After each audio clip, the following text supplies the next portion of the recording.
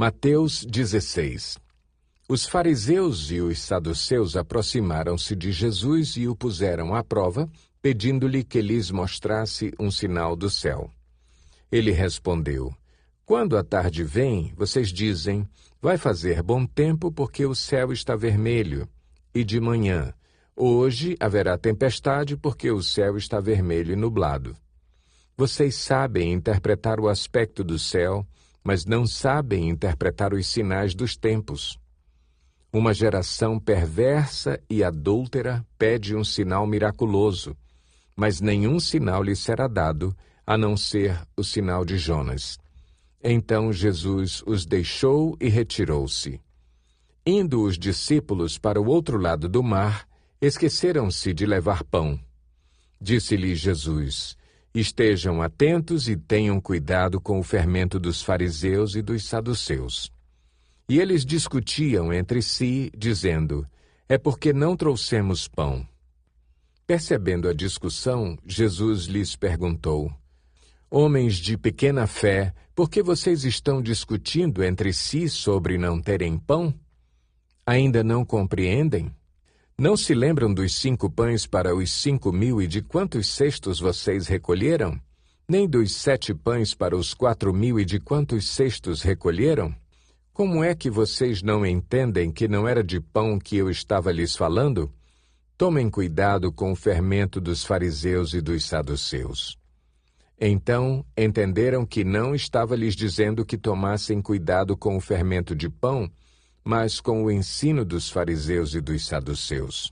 Chegando Jesus à região de Cesareia de Filipe, perguntou aos seus discípulos: Quem os outros dizem que o Filho do Homem é?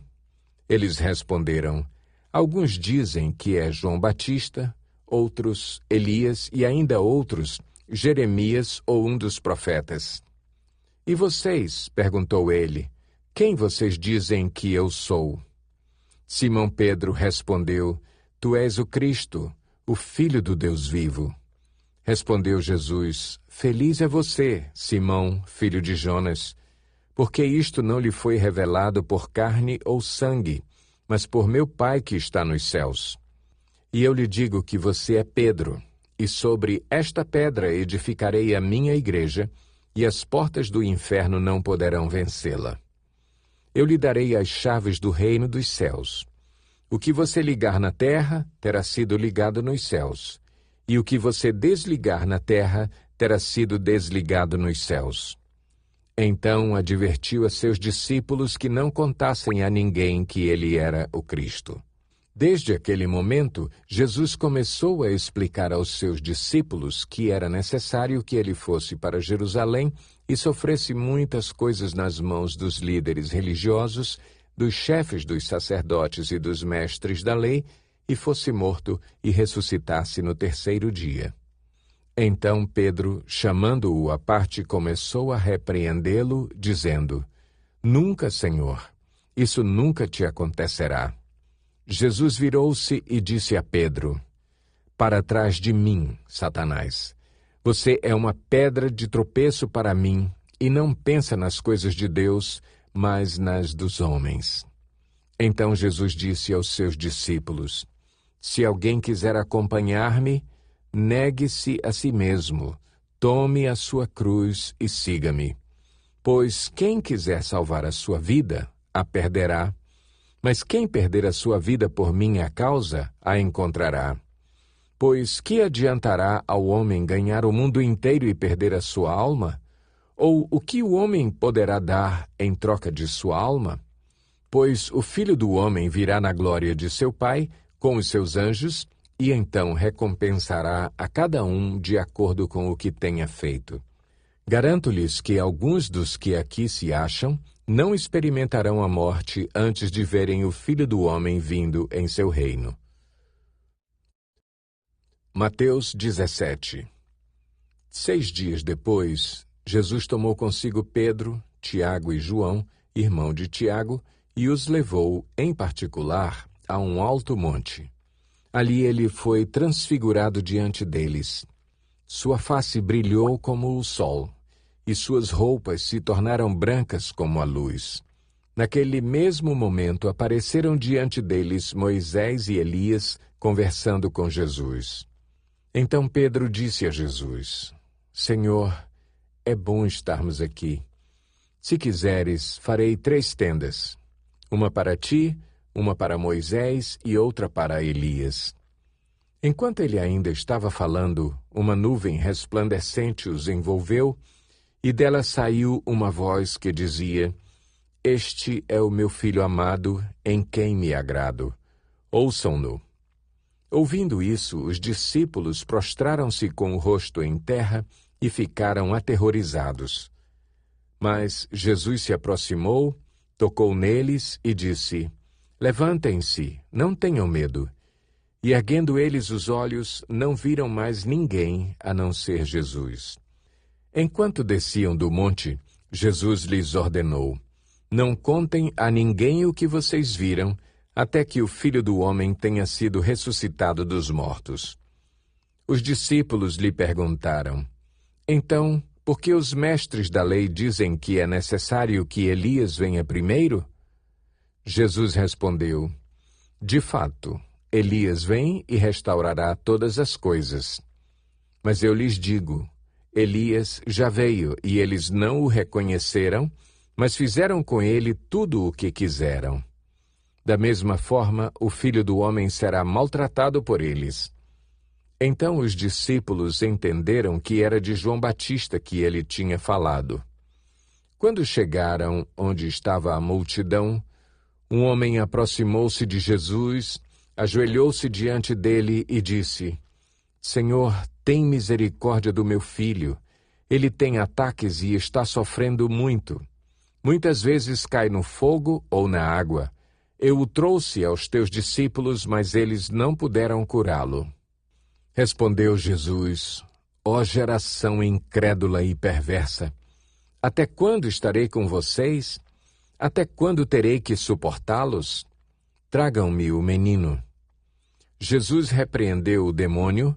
Este saiu do menino, que, daquele momento em diante, ficou curado. Então os discípulos aproximaram-se de Jesus em particular e perguntaram: Por que não conseguimos expulsá-lo? Ele respondeu: Porque a fé que vocês têm é pequena.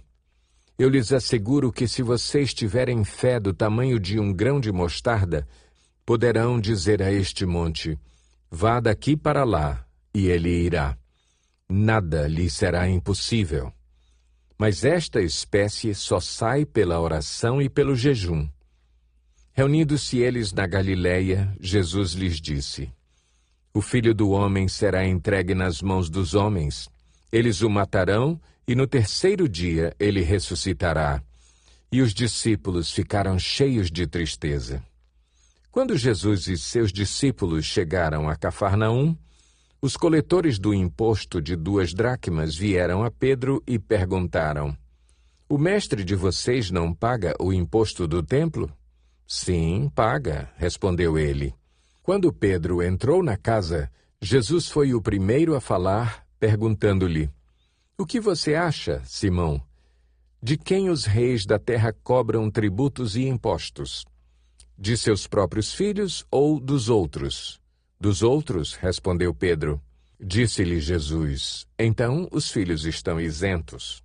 Mas, para não escandalizá-los, vá ao mar e jogue o anzol. Tire o primeiro peixe que você pegar. Abra-lhe a boca e você encontrará uma moeda de 4 dracmas. Pegue-a e entregue-a a eles para pagar o meu imposto e o seu. Mateus 18. Naquele momento, os discípulos chegaram a Jesus e perguntaram: Quem é o maior no reino dos céus? Chamando uma criança, colocou-a no meio deles e disse: Eu lhes asseguro que, a não ser que vocês se convertam e se tornem como crianças, jamais entrarão no reino dos céus. Portanto, quem se faz humilde como esta criança, este é o maior no reino dos céus. Quem recebe uma destas crianças em meu nome, está me recebendo. Mas se alguém fizer tropeçar um destes pequeninos que creem em mim, melhor lhe seria amarrar uma pedra de moinho no pescoço e se afogar nas profundezas do mar. Ai do mundo por causa das coisas que fazem tropeçar. É inevitável que tais coisas aconteçam, mas ai daquele por meio de quem elas acontecem. Se a sua mão ou o seu pé o fizerem tropeçar, corte-os e jogue-os fora. É melhor entrar na vida mutilado ou aleijado do que, tendo as 2 mãos ou os 2 pés, ser lançado no fogo eterno.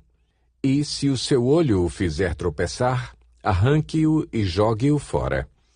É melhor entrar na vida com um só olho do que, tendo os 2 olhos, ser lançado no fogo do inferno. Cuidado para não desprezarem um só destes pequeninos, pois eu lhes digo que os anjos deles nos céus estão sempre vendo a face de meu Pai Celeste. O Filho do Homem veio para salvar o que se havia perdido. O que acham vocês? Se alguém possui 100 ovelhas e uma delas se perde, não deixará as 99 nos montes, indo procurar a que se perdeu? E se conseguir encontrá-la, garanto-lhes que ele ficará mais contente com aquela ovelha do que com as 99 que não se perderam. Da mesma forma, o Pai de vocês que está nos céus não quer que nenhum destes pequeninos se perca. Se o seu irmão pecar contra você, vá e, a sós com ele, mostre-lhe o erro. Se ele o ouvir, você ganhou seu irmão. Mas se ele não o ouvir, leve consigo mais 1 ou 2 outros, de modo que qualquer acusação seja confirmada pelo depoimento de 2 ou 3 testemunhas. Se ele se recusar a ouvi-los, conte à igreja, e se ele se recusar a ouvir também a igreja, trate-o como pagão ou publicano. Digo-lhes a verdade, tudo o que vocês ligarem na terra terá sido ligado no céu, e tudo o que vocês desligarem na terra terá sido desligado no céu. Também lhes digo que se 2 de vocês concordarem na terra em qualquer assunto sobre o qual pedirem, isso lhes será feito por meu Pai que está nos céus. Pois onde se reunirem 2 ou 3 em meu nome, ali eu estou no meio deles. Então Pedro aproximou-se de Jesus e perguntou: Senhor, quantas vezes deverei perdoar a meu irmão quando ele pecar contra mim? Até 7 vezes? Jesus respondeu: Eu lhe digo, não até 7, mas até 70 vezes 7. Por isso o reino dos céus é como um rei que desejava acertar contas com seus servos. Quando começou o acerto, foi trazido à sua presença um que lhe devia uma enorme quantidade de prata. Como não tinha condições de pagar, o Senhor ordenou que ele, sua mulher, seus filhos e tudo o que ele possuía fossem vendidos para pagar a dívida. O servo prostrou-se diante dele e lhe implorou: Tem paciência comigo, e eu te pagarei tudo. O senhor daquele servo teve compaixão dele, cancelou a dívida e o deixou ir. Mas quando aquele servo saiu, encontrou um de seus conservos que lhe devia 100 denários. Agarrou-o e começou a sufocá-lo, dizendo: Pague-me o que me deve. Então o seu conservo caiu de joelhos e implorou-lhe: Tenha paciência comigo e eu lhe pagarei. Mas ele não quis. Antes, saiu e mandou lançá-lo na prisão até que pagasse a dívida. Quando os outros servos, companheiros dele, viram o que havia acontecido, ficaram muito tristes e foram contar ao seu senhor tudo o que havia acontecido. Então o senhor chamou o servo e disse: Servo mau, cancelei toda a sua dívida porque você me implorou. Você não devia ter tido misericórdia do seu conservo como eu tive de você? Irado, seu senhor entregou-o aos torturadores até que pagasse tudo o que devia. Assim também lhes fará meu Pai Celestial, se cada um de vocês não perdoar de coração a seu irmão.